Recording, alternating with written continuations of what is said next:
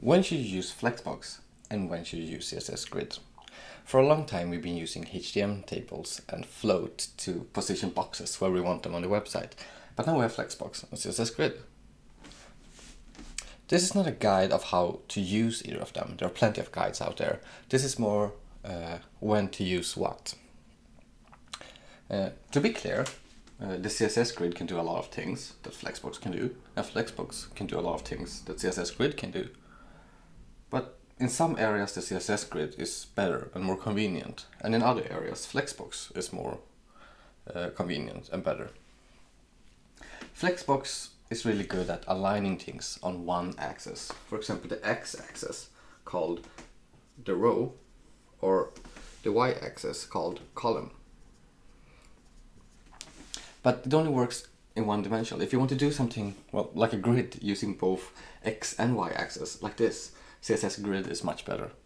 CSS Grid is also much better of like a whole page layout. Like imagine if this is your side menu, this is your content, and this is your footer. I would use CSS Grid for this.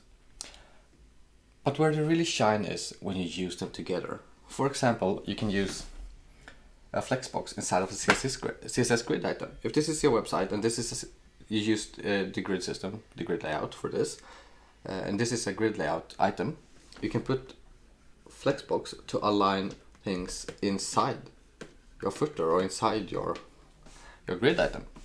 And the same thing goes with CSS Grid inside of Flexbox.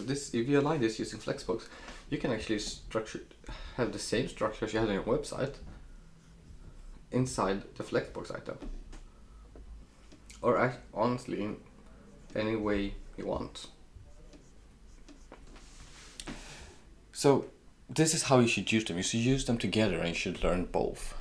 Flexbox has slightly better browser support because it's a little bit older than CSS Grid. But I will link in the description down below on a full list on what supports what. But overall, this is how you should use them.